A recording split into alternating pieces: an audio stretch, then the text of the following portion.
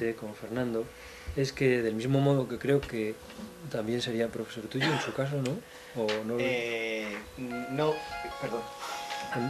o no llegó a coincidir. El caso es que sí que lo fue mío. Lo que pasa es que yo tuve más suerte quizás que los otros, porque Fernando, con toda su capacidad de buen docente, seguro que les fue muy exigente a todos aquellos que les dio clase de física y de las asignaturas más duras para listos. ¿Por qué digo esto? Porque a mí me daba filosofía de la naturaleza, filosofía de la ciencia, y él nos decía que esto era física para tontos.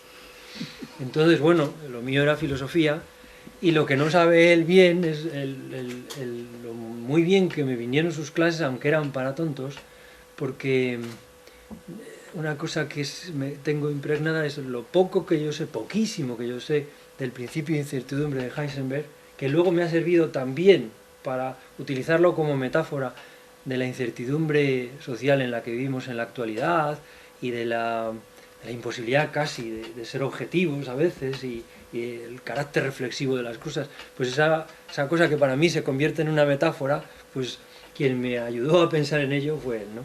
Y entonces, bueno, en ese sentido, pues el vínculo en cuanto que profesor en su día, no solo mío, sino, como digo, de gente más lista. Y en ese sentido, pues agradecerle que esté con nosotros y apoyando al aula. Y nada más, yo por mi parte, encantado de veros aquí a todos. Y le voy a dar la palabra a Fran para que le haga una presentación quizás un poco más objetiva, ¿no?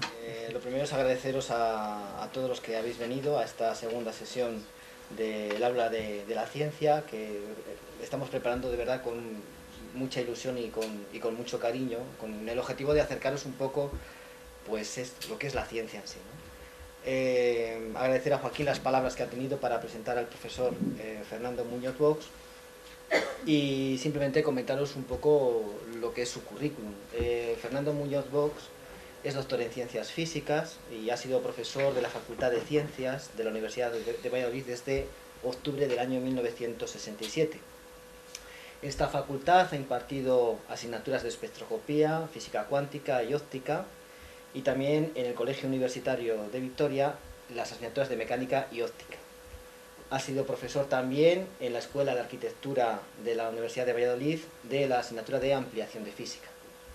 Desde el año 1979 hasta 1996 ha impartido seminarios de filosofía de la naturaleza y posteriormente de historia de la ciencia en el Instituto de Filosofía San Gregorio de Valladolid.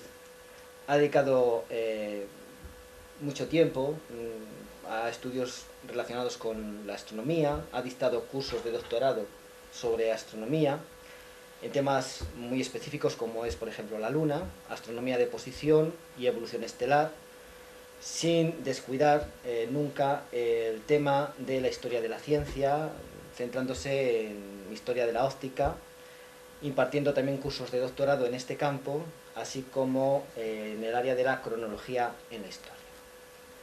Entonces, sin más, pues os dejo con Fernando, que yo no he sido así alumno suyo porque él impartía física a los químicos, de lo cual hemos estado hablando durante la comida, y a los físicos no nos daba física, ¿no? Él daba la parte de óptica y no le he conocido como profesor, sí que le he conocido como oyente en un montón de charlas y conferencias que ha dado. Entonces, bueno, pues sin más os dejo con él, que creo que es un gran divulgador científico y creo que vais a disfrutar con la conferencia.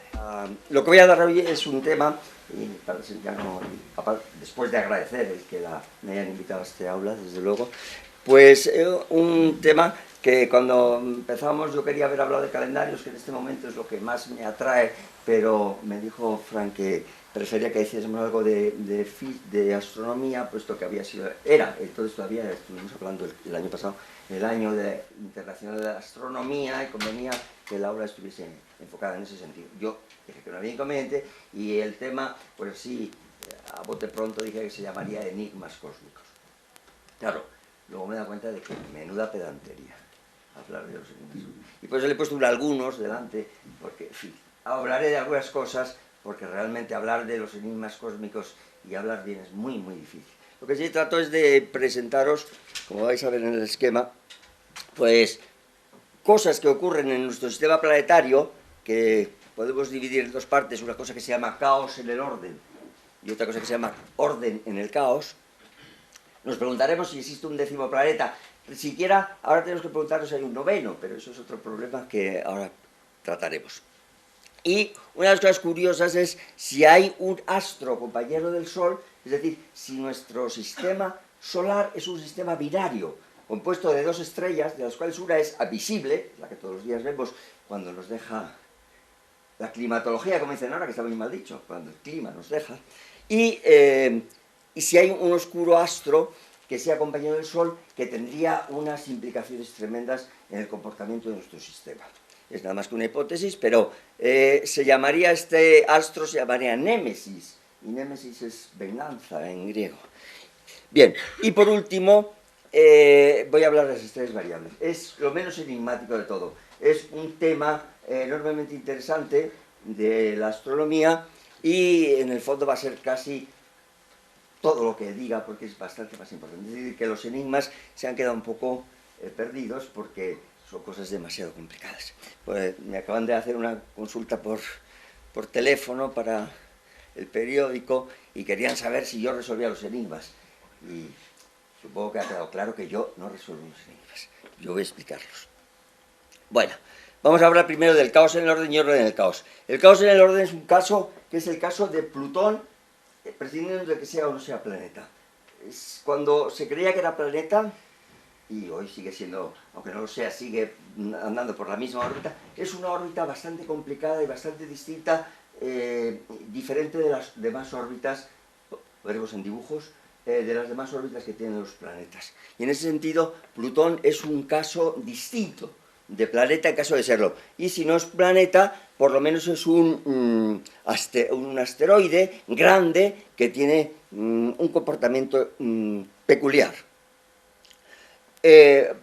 Os podría preguntar, esto es un poco culturilla, pues ¿de qué Plutón estamos hablando? Fijaos que se puede hablar de Pluto, de Plutos, de Plutón, y se leen estas cosas, sobre todo cuando uno maneja libros en otros idiomas, pues está uno sabiendo de quién están hablando. Pues no es lo mismo Pluto que Plutos que Plutón. Y ahora vamos a ver por qué. Pluto, aquí no sé si ve muy bien, pero este es Vulcano, es el dios del infierno. Plutón es el dios del infierno. Y este es un tremendo óleo de Carracci, en el cual podéis ver aquí, están las enormes cabezas del Cerbero, que era el perro que cuidaba el infierno, el Can Cerbero. Pues era ese. Y ahí lo tenéis a la derecha, y entonces Plutón es lo mismo que Vulcano en la mitología romana. Lo que pasa es que he ido a ver si traía la foto, vamos, el dibujo o la diapositiva de la fragua de Vulcano, que es de Velázquez, como sabéis, pero es tan suave que no me interesaba. Es que el Plutón que quería yo poner tenía que ser un poco como el de Carracci.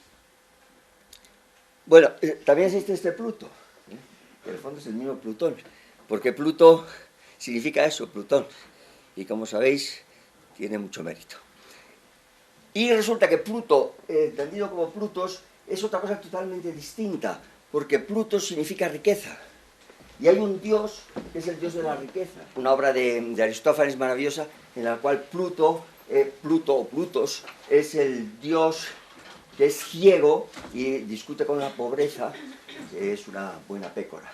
Y entonces es enormemente interesante. Sin embargo, la estatua que os presento aquí es Irene, que es la paz, y Pluto, que es la riqueza.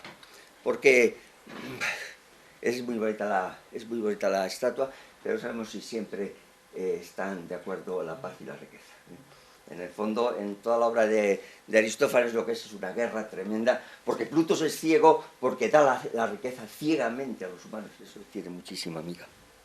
Bueno, Plutón, del que vamos a hablar, es un planeta o un asteroide enormemente lejano, enormemente desconocido, enormemente frío, porque es el más lejano del sistema solar, y aunque parecía que creían que era muy grande, pues se ha descubierto que es pequeño.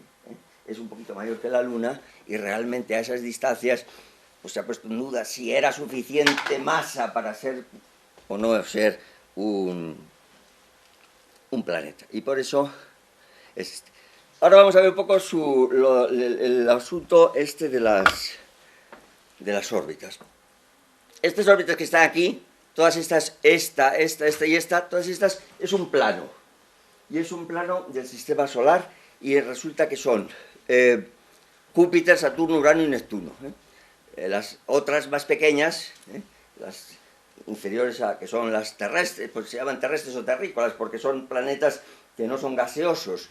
Marte, Mercurio, Venus, todos están ahí dentro.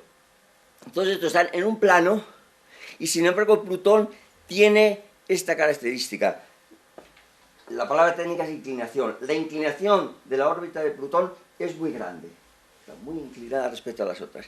Y entonces lo que sucede es gracioso porque la órbita es muy grande, tarda muchísimo en recorrerla, más de 200 años, pero resulta que hay veces en que está más cerca del Sol que el mismo Neptuno, porque hay un entrecruzamiento ahí de las órbitas. Y este Plutón es del que vamos a hablar. Esto es otra cosa de la que hablaremos después.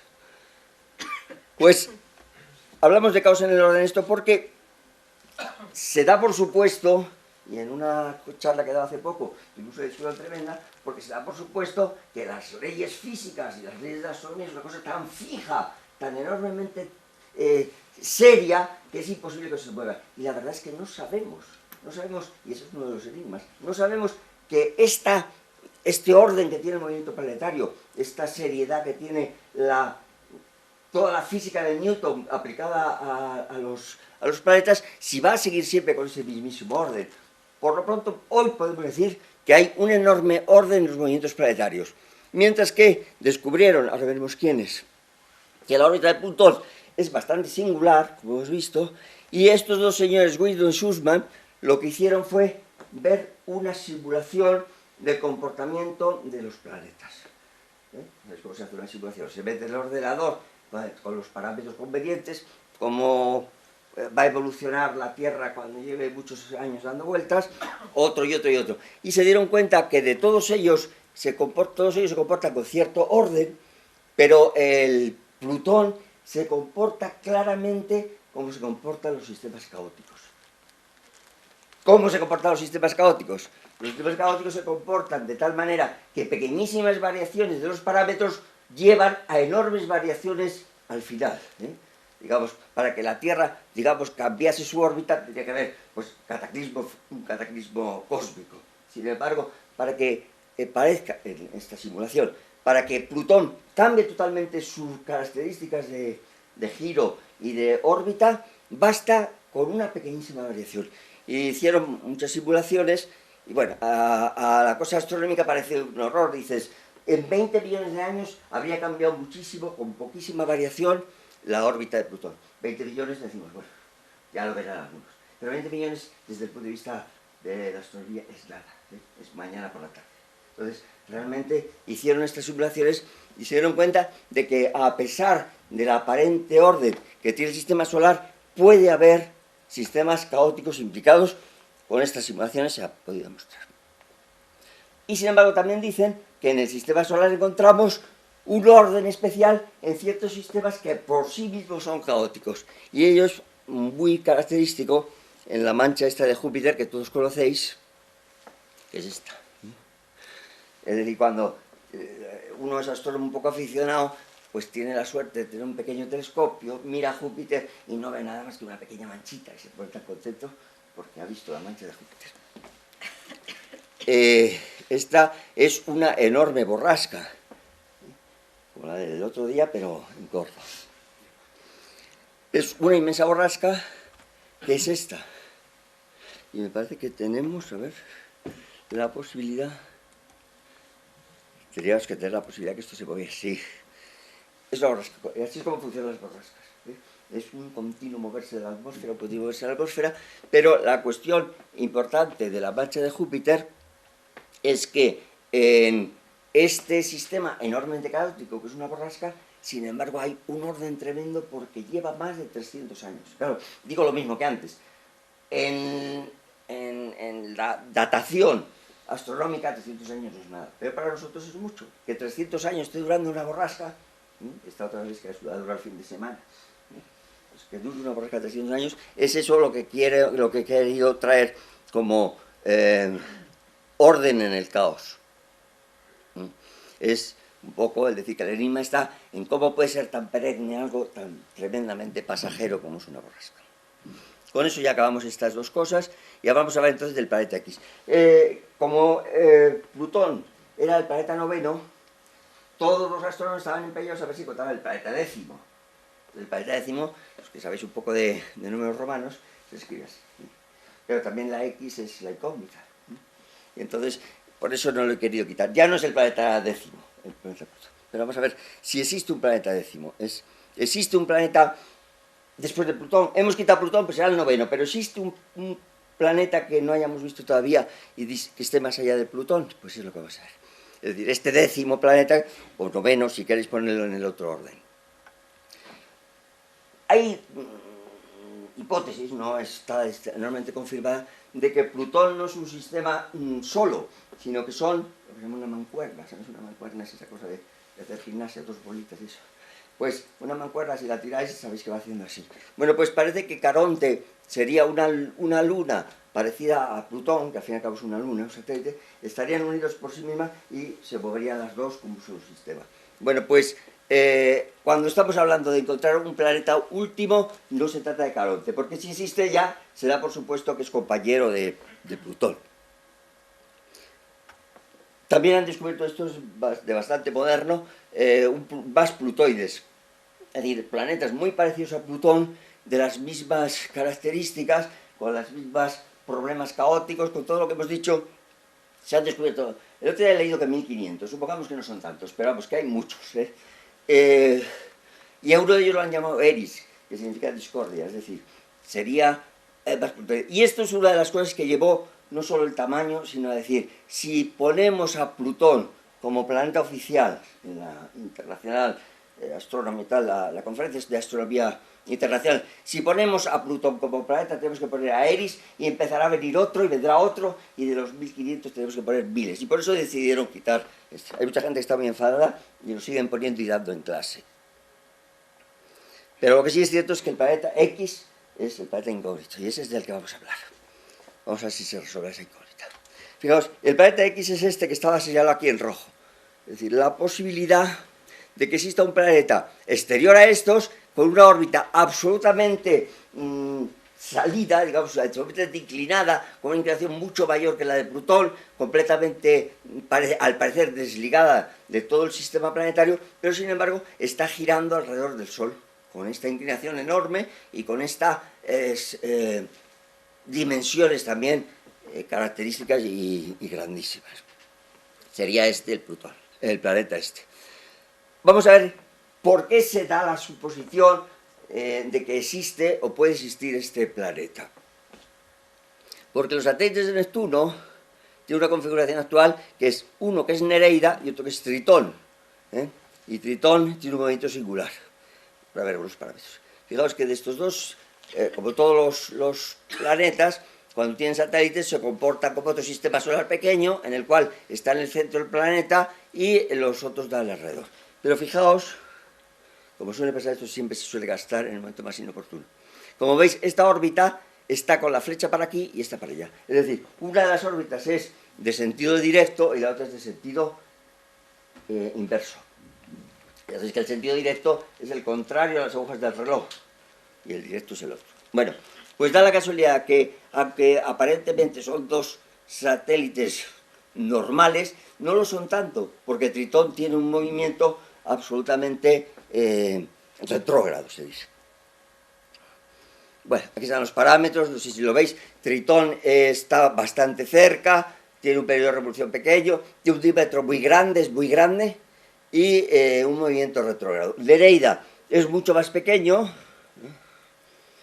veis que el diámetro es bastante más pequeño, tiene una gran excentricidad y es de movimiento directo. Si esto lo queremos plantear un poquito mejor, sería más cercano a la verdad esto, no, tampoco es la verdad, pero más cercano a la verdad esto que el anterior, es decir, no están como círculos concéntricos, sino Nereida tiene mucha se llaman, ahora no me sale la palabra. Bien, parece una elipse, es más elipsoidal que Tritón. Y entonces, esto es una de las cosas. Bueno, ¿se puede explicar esto y tiene algo que ver con el planeta décimo? Pues vamos a ver si. Parece ser, la hipótesis es, que Neptuno tenía 4 planetas. Tenía como configuración primitiva 4 planetas. Uno de ellos es la cuarta luna, esta que no sabemos ahora por dónde anda. El segundo sería Plutón. Precisamente Plutón se considera que era uno de los satélites de Neptuno. Después viene Tritón, el tercero, y el cuarto es Nereida. Voy a utilizar esto porque eso casi, ¿ves? Tritón y Nereida. Y todos ellos con movimiento directo. ¿Los veis? Pues así parece que era la configuración primitiva. Había estos 4 satélites de Neptuno, insisto en ellos, con ese orden, y hay una hipótesis. Si el planeta X existe y pasó, pues realmente tuvo que trastocar todo el sistema del planeta Urano. Bien, este pasaría de esta manera, y lo que llevó es a que Tritón cambió a movimiento retrógrado, esto de ir así a ir así, visto desde vuestro punto de vista, este es el directo y este es el inverso. El directo siempre contra las agujas del reloj y el retrógrado a favor de las agujas del reloj. Nereida pasó a una órbita mucho más pequeña y Plutón se convierte en planeta del Sol. Esto es la hipótesis con la que se juega. Entonces, ¿dónde se fue la cuarta luna? Pues la cuarta luna podría haber quedado atrapada por ese planeta misterioso. Y aquí viene muy bien representado aquí, ¿veis? Esta es la configuración que hemos visto antes y este es el paso del planeta X. El planeta X pasa cercano al planeta Urano y entonces cuando pasa cerca de Tritón le revoluciona de tal manera que le hace ponerse en órbita retrógrada. Cuando pasa cercano a este otro luna, que la hemos llamado la cuarta luna, pues la atrapa y se la lleva este planeta con su satélite. Este era Plutón, y Plutón se sale del sistema para irse al otro sistema, que es el sistema solar, y Nereida, que estaba aquí fuera, se mete bastante más adentro. Recordar que esto es lo que queda. Bueno, pues esto es la posibilidad de explicación del planeta Plutón y de esa singularidad que hemos dicho que tenía su órbita. Bueno, la última hora es que también se dice que además de Eris o de Triperius hay muchos más. Yo he leído por algún sitio que hay uno que le llamaron Quaboar, eso es de hace un año así, y decían que estaba en el cinturón de Kuiper. Es cuando han empezado a aparecer tantísimos, pero se discutió en algunas revistas si eran o no eran planetas. Y yo, esto lo pongo eso, cosa mía. Si Plutón no lo es, pues esto tampoco. Pero vamos, yo no soy el sistema internacional, pueden admitir los que les parezca, dependiendo de los parámetros que les parezca que debe tener un planeta. Bueno, con eso pasamos a la segunda parte, o última parte prácticamente, de la conferencia, que yo quería hablar de las estrellas variables. En la antigüedad se conocían 2 estrellas variables, por lo menos, que eran famosísimas. Una que es la Mira Ceti, producción latina a mi modo, porque los clásicos de latín se enfadan si yo pronuncio así, pero yo pronuncio Mira Ceti, y que significa la estrella admirable, Mira es admirable, de Ceti, que es el cetáceo de la ballena. Hay una constelación que es la ballena, y la estrella Mira, admirable de la ballena, los antiguos la llamaron así porque era admirable, no se comportaba como las demás, variaba. Y la otra es, bueno, ahí está la constelación de la ballena, que es toda esta, desde por aquí hasta por aquí. Aquí está Pisces, entonces sabéis que es la última del zodiaco. Aquí está el río Eridano. El río Eridano es el río Po, pero en los cielos. Es el río Po en el Olimpo de los dioses. Pues es Eridano. Claro, todo lo que está en el Olimpo de los dioses está en el cielo, como es la plural, por eso aparecen. Bueno, es gracioso esto porque esta zona se llama la zona del agua, porque hay Pisces, hay ballena, hay río. ¿Qué más podemos pedir? Bueno, pues miras esta estrella. Es esa.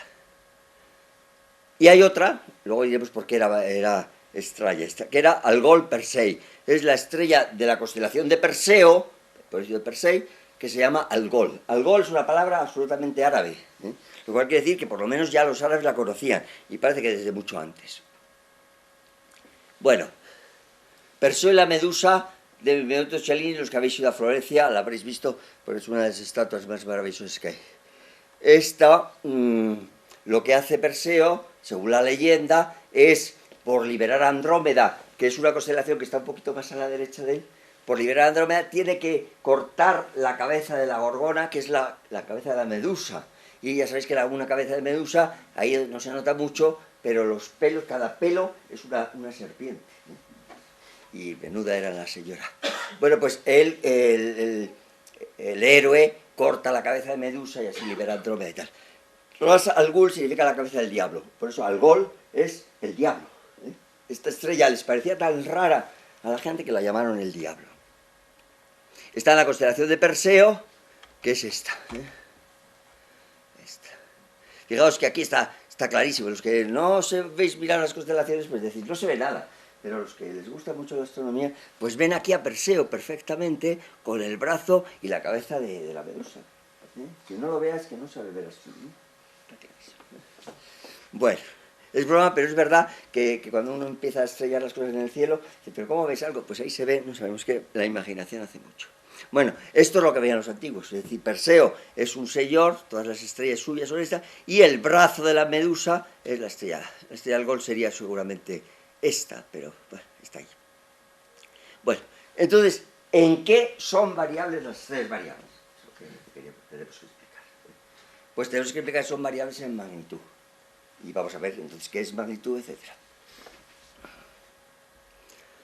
Hay que explicar unas cosas. Hay que distinguir en las estrellas entre brillo y luminosidad. ¿Qué es luminosidad?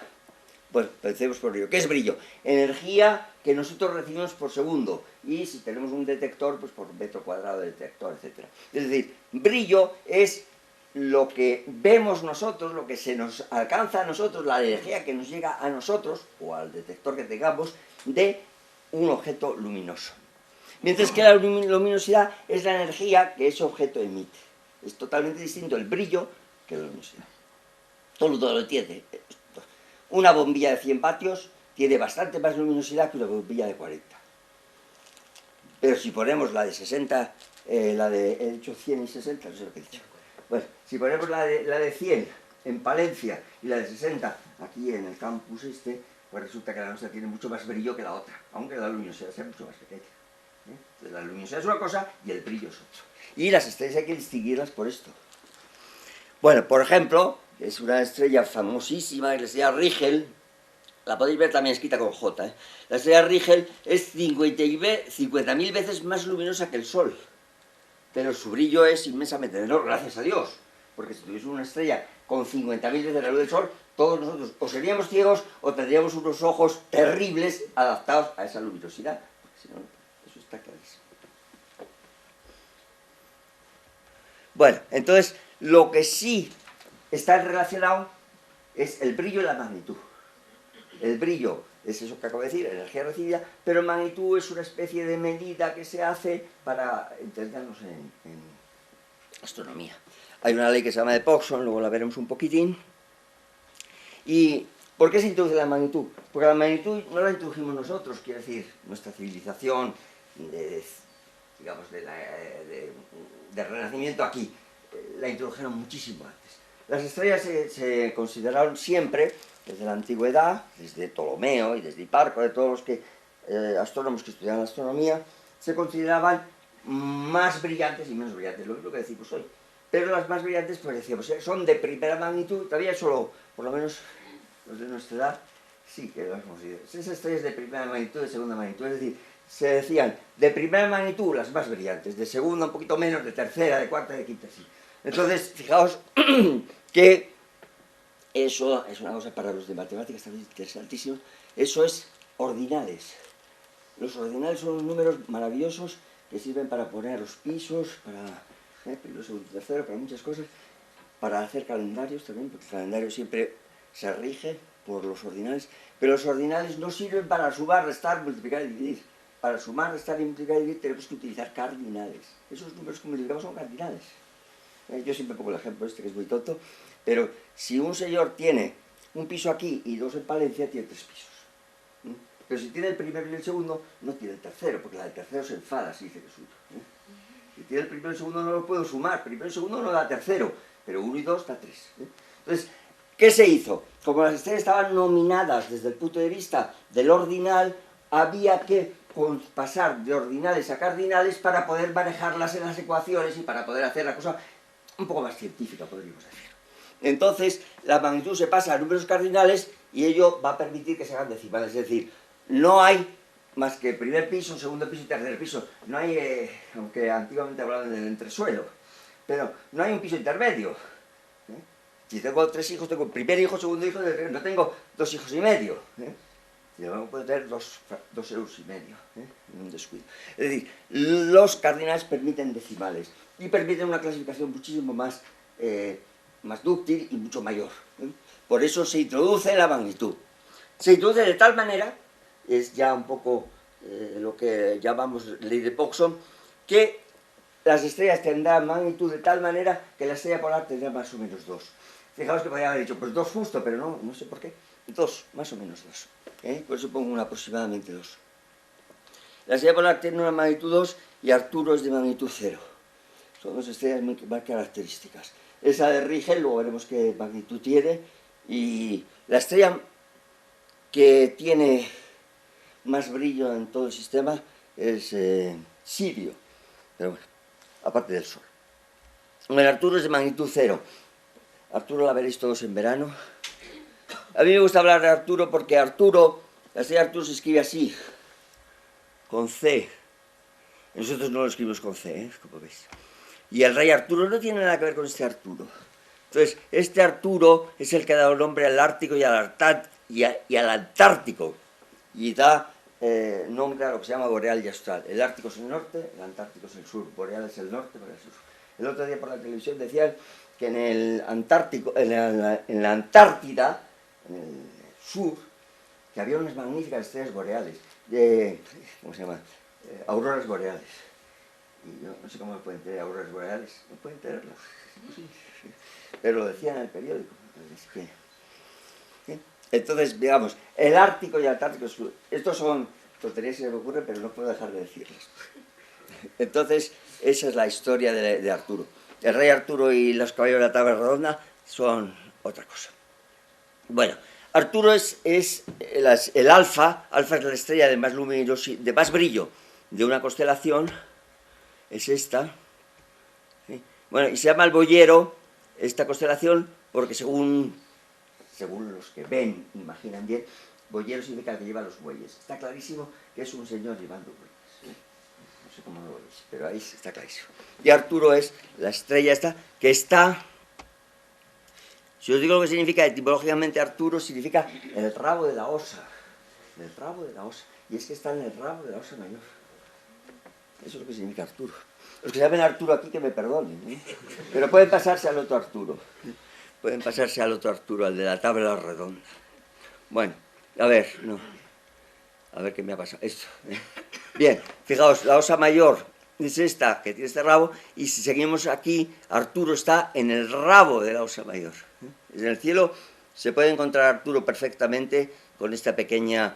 con este pequeño truco de mirar el rabo de la osa mayor y se ve Arturo. Sabéis que si se miran estas dos estrellas allá arriba se encuentra la estrella polar. Bueno, esto es una pequeña. Entonces, lo que se dice es que la magnitud y el brillo están relacionados, pero no son lo mismo. La magnitud es aquello que decrece como el logaritmo del brillo. Y magnitud en general es una expresión logarítmica. Y eso...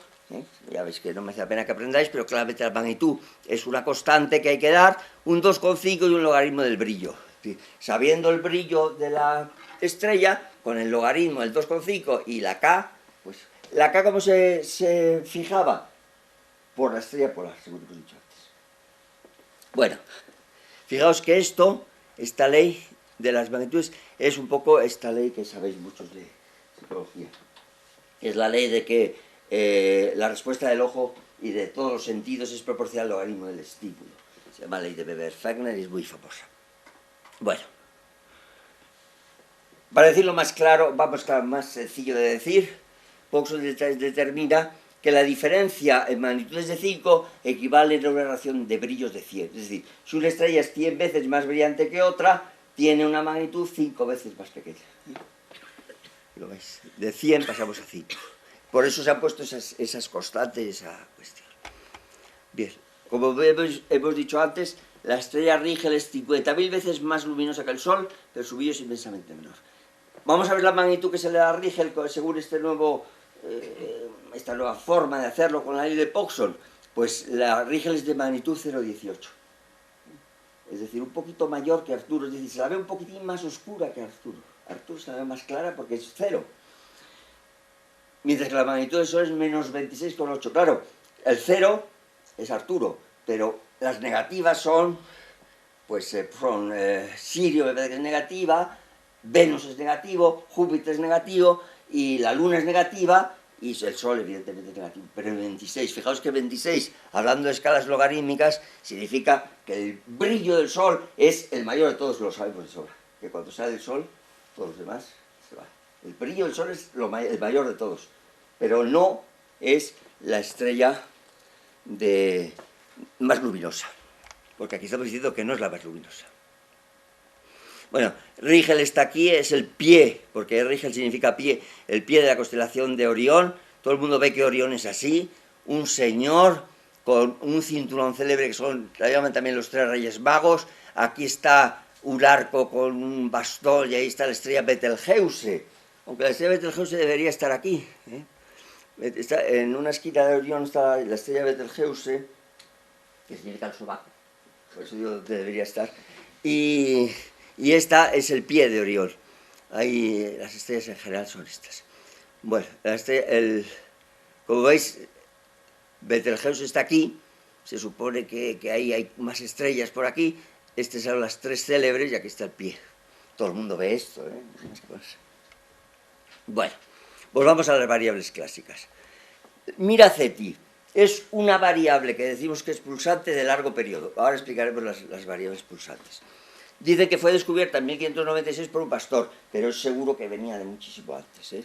Y el periodo es muy largo, 331 días, es decir, su luminosidad es variable, pero eso se transmite en brillo para nosotros. Su brillo es tal que llega a ser de magnitud 2, muy visible. Nosotros vemos del 2 al 6, vemos bastante bien, del 6 en adelante ya lo vemos, pues es de bastante brillo, ¿eh? Fijaos que llega a tener magnitud 2, pero disminuye hasta 10. Como el 6, a partir de ese ya lo vemos, pues desaparece. Mira era mirable para los antiguos porque desaparecía durante una temporada y volvía a aparecer, ¿eh? Exactamente como los faros de las costas. La otra célebre era la Beta Persei, que es de corto periodo, es eclipsante, ahora veremos por qué es eclipsante. Se estudió más o menos en 1669 y parece que también fue un pastor. Tened en cuenta que los pastores han descubierto muchísimas cosas de astronomía porque se pasan la noche, ¿eh?, al cielo libre. Su periodo es corto, es pequeño, y la magnitud es visible siempre, ¿eh?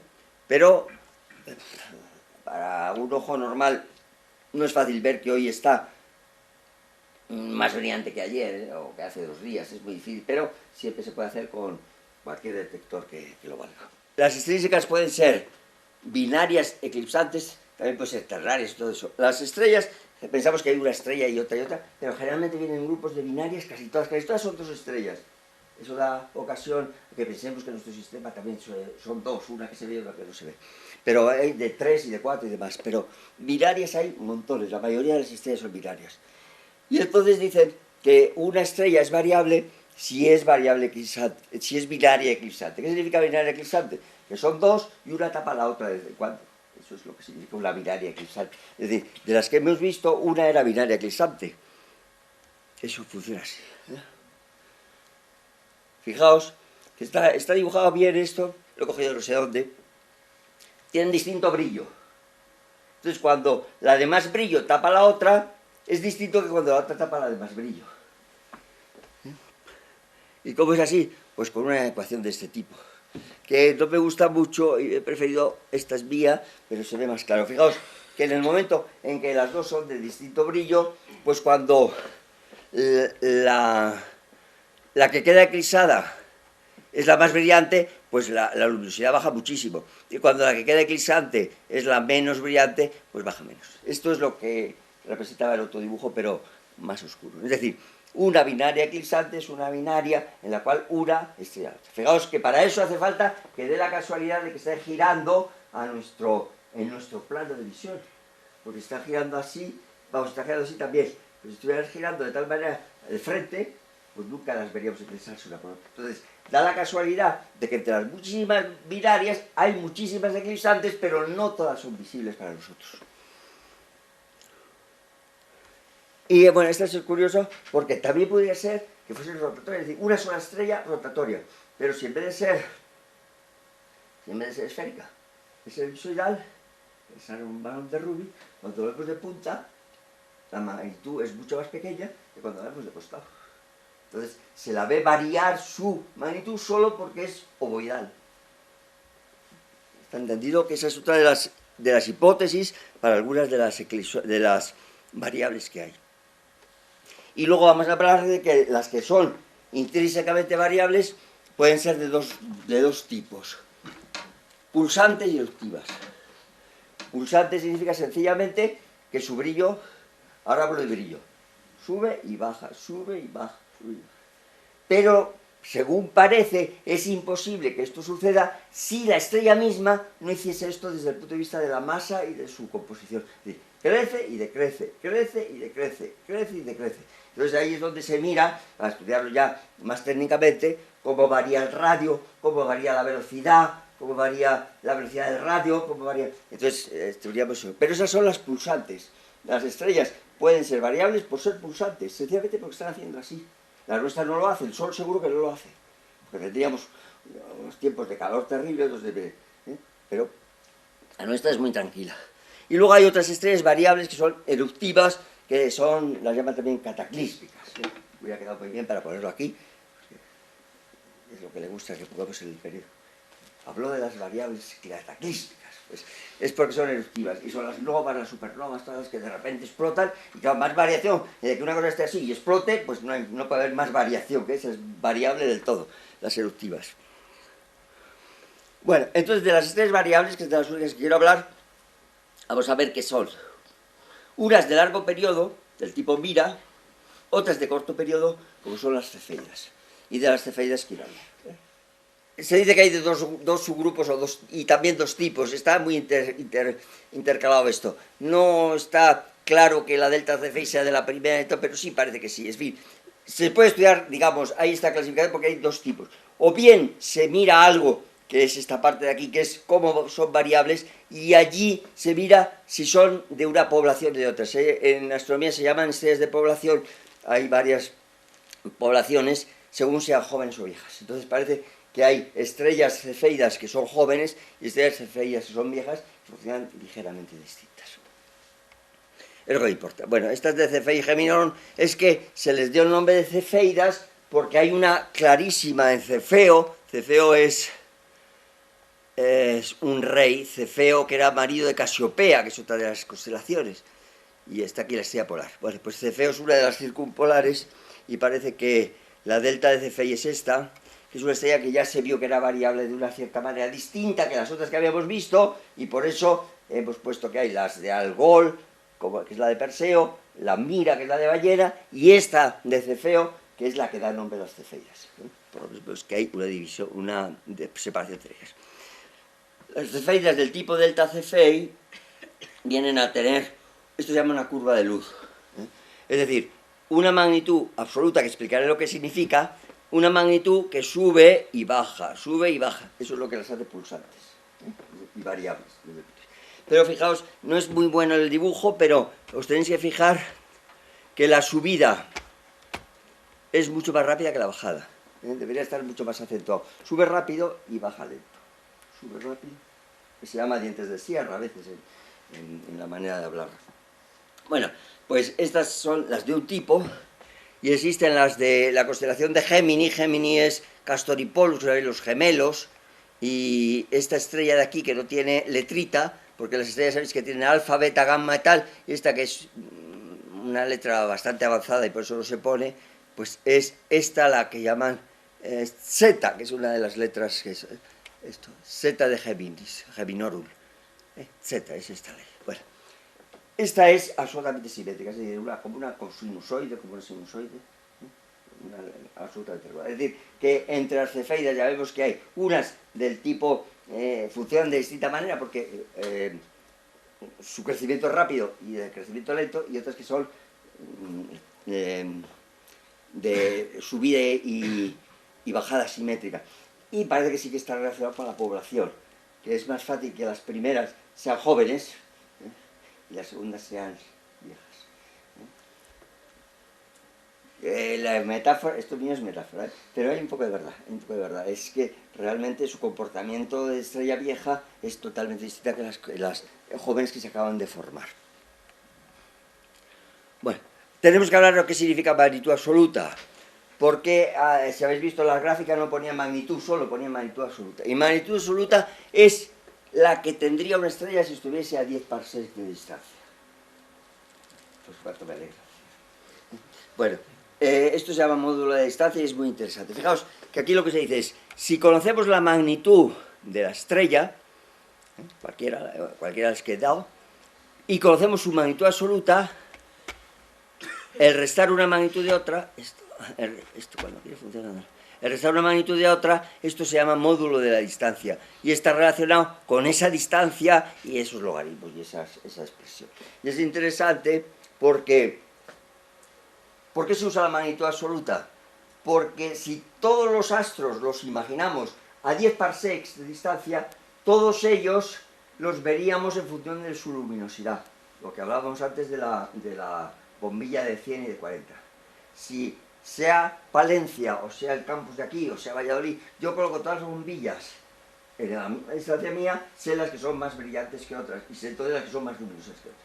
O sea que la luminosidad y el brillo estarían completamente relacionadas. ¿Qué ventaja tiene?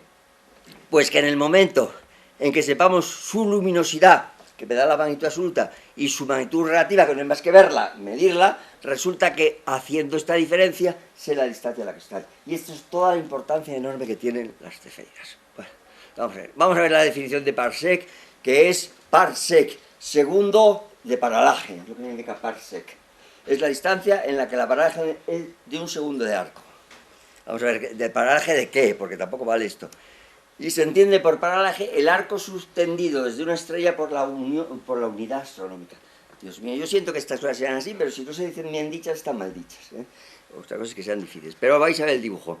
Y la UA, que es la unidad astronómica, es el semieje mayor de la órbita terrestre. Lo vemos en este dibujo. Fijaos, aquello es la órbita terrestre, puesta así de feo, y a un parsec de distancia, que no sé si esto funciona. A un parsec de distancia yo trazo el arco de un segundo, que eso allí está exageradísimo, porque ese arco es de varios grados. El arco de un segundo me da, subtiende, la palabra exacta, subtiende todo lo que es el eje de la órbita terrestre, que son 150 millones de kilómetros, 150 millones de kilómetros. Es decir, que de aquí a aquí, del Sol a la Tierra, hay 150 millones de kilómetros. Y cuando estemos suficientemente lejos para ver eso en un ángulo de un segundo, estamos a 10 parsecs de distancia. 32 años luz y pico. O sea que lejos. Pero es muy interesante desde el punto de vista astronómico colocarlas todas a la misma distancia, porque hablar de magnitud absoluta y hablar de luminosidad es lo mismo. Bueno, cuentecillas que se pueden hacer. Fijaos que esto es una cosa oficial que tiene este número. Si uno hace 360 por 60 por 60 y divide por 2pi, da otro número. Pero eso los de alumnos más pequeños que no se fijen, porque si hay algo que no es exacto es la astronomía, y la física. Eso lo dejaremos para otra vez. Bueno, es broma, pero es verdad que lo que se hace aquí es tener en cuenta el que la órbita no es totalmente circular, que es un poco elíptica. Y esto, como veis, lo he hecho con círculo. 360 por 60 por 60 partimos 2pi, esto es circular puro. Bien, es para las... Fijaos que ya he dicho que perdón, a ver dónde estamos. Un parsec son 3,2 años luz, esto significa años luz. Por tanto, 10 parsecs es 32 veces esto, 32,615, ¿ves?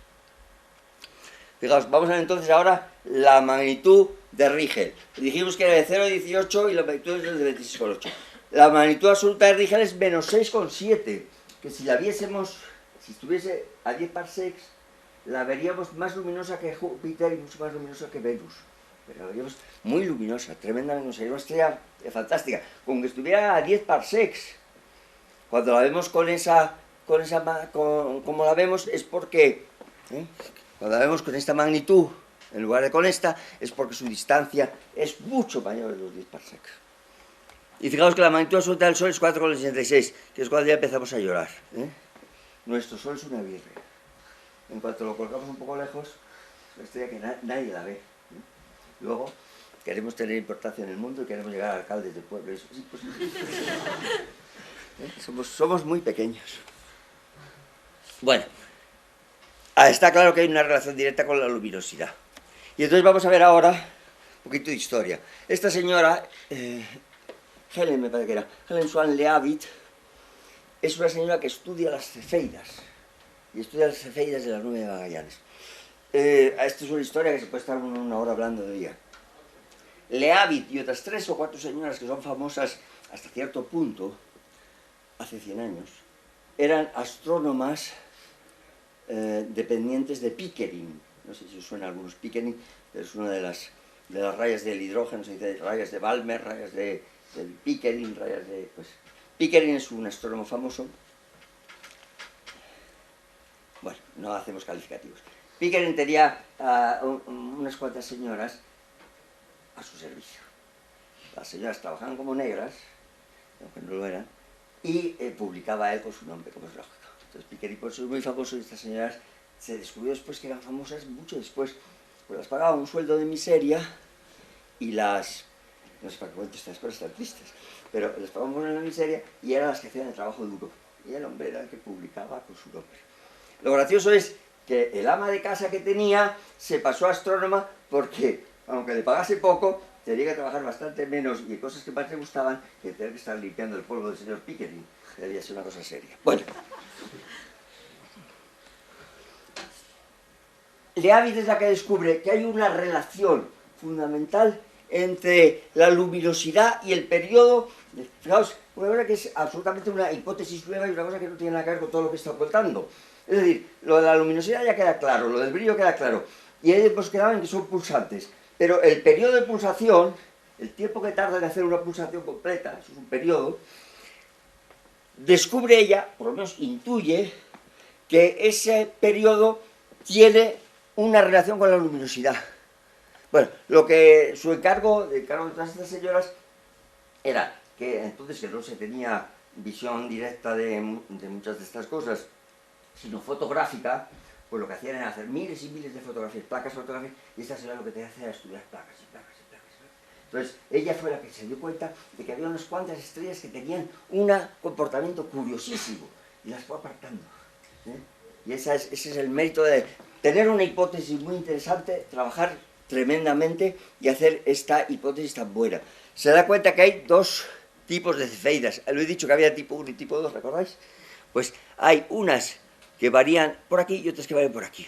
Es decir, la variación, esto se diría una variación lineal, es una variación lineal si no fuera porque esta escala es logarítmica, es decir, es una variación logarítmica. Pero bueno, eso para lo que sepamos es lo que importa. La relación entre la luminosidad, que ya la hemos dado por conocida, y el periodo, que parecía que sería por otra razón, el hecho de que estén pulsando más, porque hay estrellas que pulsan muy deprisa y otras que pulsan muy despacio, esa relación entre el periodo de pulsación y la luminosidad es una hipótesis absolutamente nueva. Ella hace todas estas cálculos, estas cosas, y esas estrellas se llaman cefeidas. El fenómeno consiste en que estas cefeidas se descubre que todas ellas son estrellas supergigantes, todas ellas pulsantes de corto periodo, y ya he dicho que hay 2 tipos de población, y que hay una relación directa del periodo con la luminosidad. Aquí quedan muchas incógnitas, aquí sí quedan enigmas, quedan muchas incógnitas y muchos enigmas sin resolver. Pero lo fundamental de todo es que si no hubiera habido luego confirmación con otros métodos y con otras cosas, esta hipótesis será una locura. A la señora se le ocurre una cosa y dice, demuéstrelo usted.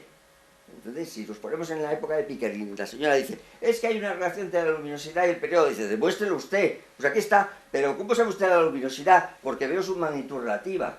Y la absoluta, bueno, me la estoy imaginando. Porque de lo que habla ella es de la luminosidad, es decir, la magnitud absoluta que había que calcularla. Bueno, la cuestión es que este fenómeno de las cefeidas lleva a que, como las está estudiando en la nube de Magallanes, pues entonces se da cuenta que aplicando eso que llamamos el módulo de la distancia, sabe más o menos a qué distancia está esa galaxia satélite de nuestra que es la nube de Magallanes. Entonces se da cuenta de que la relación entre una magnitud y la otra da unas distancias que hasta ese momento eran inconcebibles. Las magnitudes de nuestras galaxias y de lo que estaba, una cosa que estaba fuera de nuestra galaxia. Entonces, digamos que la frecuencia de persuasión, que sí que es observable, es función de la magnitud absoluta, que hay que averiguarla.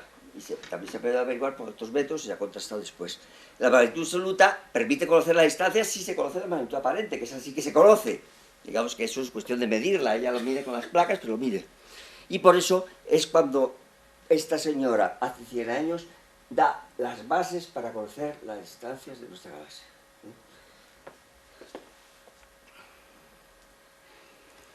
Yo he acabado, pero si queréis os cuento algo del fin del mundo. ¿Es muy tarde? No, eso es... Cuéntame. Bueno, si nuestro Sol tiene una binaria que es oscura, o que por tanto no sabemos dónde y por tanto todavía nadie la ha visto, y está acompañando nuestro Sol, pues entonces le han puesto el nombre de Némesis, sería realmente vengadora porque armaría. Sabéis que nuestro sistema solar, eso que os he pintado ahí, eso es el núcleo. Nuestro sistema solar llega casi hasta varios años luz, no sé si 1 o 2, porque la estrella más cercana que tenemos es a 4 años luz. Pero esto que tenemos, bueno, mi memoria no suele ser muy buena, pero Plutón me parece que estaba a 20 y tantos minutos luz, es decir, la luz tarda 20 y tantos minutos en llegar, y estaba ahí. El planeta SX, pongamos que está a 40 minutos, bueno, y luego hasta 1 año luz y 2 años luz hay mucho sistema solar. Entonces el sistema solar se compone de una nube que se llama de Kuiper y otra nube que se llama de Oort, que es de donde dice que salen los cometas. Los cometas vienen de esa nube que está lejísimos, a casi 1 año luz o 2, y los planetas salen de allí, los cometas, y son los que vienen y pasan por nuestro Sol de vez en cuando. Entonces hay la hipótesis de Oort, de que existe la nube de Oort, existe la hipótesis del cinturón de Kuiper y que existe la lluvia de cometas, y eso, pues muy bien, es lo que está sucediendo continuamente desde hace millones de años. Pero claro, si un astro tan grande como el Sol se le ocurriese acercarse, pues el cataclismo que podría producir en la nube de Oort y después un poco más allá en la nube de Kuiper y luego ya en todo el sistema solar sería tan tremendo que sería la venganza de los cielos. Por eso la he llamado la vengadora. Bueno, Némesis ya sabéis que la diosa de venganza. Yo pongo este dibujo porque estando en un campamento, cuando yo era joven, en un campamento en Francia, pues resulta que estaba de moda el Tinin Tintín, este es el que es el Capitán Haddock, y entonces tenía lo de vengeance, y es que lo tengo en el oído, porque estaba de moda, y todos los chicos del campamento, vengeance, estaban todo el día gritando vengeance, y cuando hablan de la Némesis vengadora, a mí me sale el Capitán Haddock por los ojos, esa es la razón. Pues esto es cosa personal, pero vosotros me perdonáis. Bueno, digamos, ¿estamos expuestos a la venganza de los cielos? Pues siempre. Yo por mí ya acabo.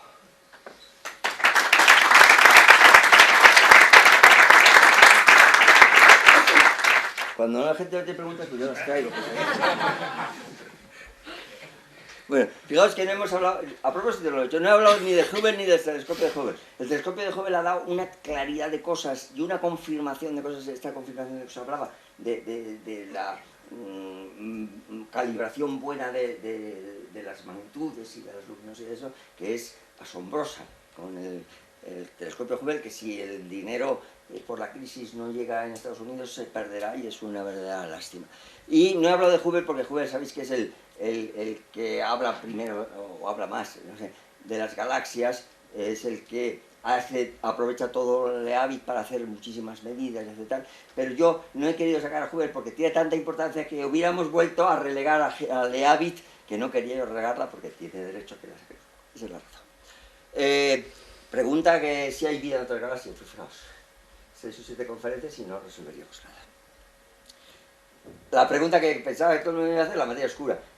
Si os habéis fijado, y me lo han preguntado también por la radio, he puesto capítulo 1, capítulo 2, capítulo 3, capítulo 4 y capítulo 6. El quinto era la materia oscura, pero es que no da tiempo.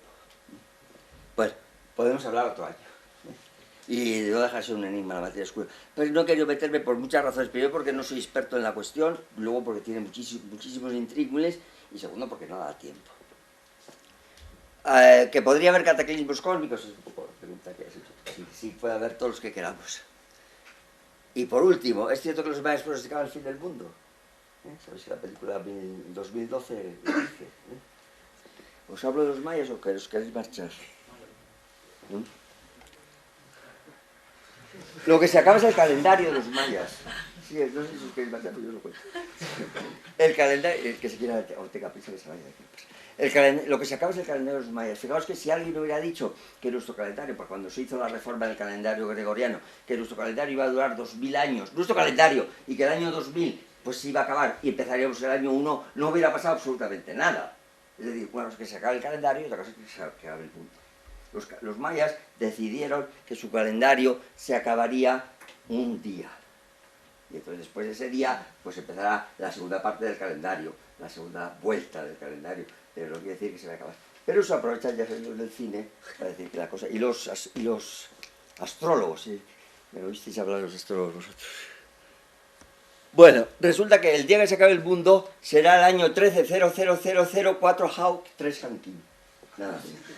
Ese día se acabará el mundo, se acabará el calendario. Fijaos que es muy interesante, porque esto es un 13, como veis, 0000. Esto es una numeración vigesimal que usan los mayas y significa que no hay más que hacer la cuenta de los días que son en este calendario y ver que después de muchos millones de días, pues se acabará.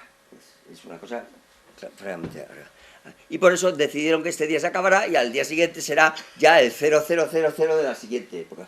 Pero los mayas tienen una manera de hablar que es esta, que es numerar los días uno por uno, y otra numeración que es la de los días con mes y días con semana, diríamos. Así como nosotros tenemos días y semanas, fijaos que hoy es, a ver si me acuerdo de qué día soy, hoy es día 1 de marzo, y digo 1 lunes, mañana 2 martes, pasado 3 miércoles, o sea, que puedo cambiar los días y el nombre. Sin embargo, hoy es 1 de marzo, mañana es 2 de marzo, mañana es 3 de marzo. Comer solo los números y no cambian. Pues eso es lo que hacen ellos.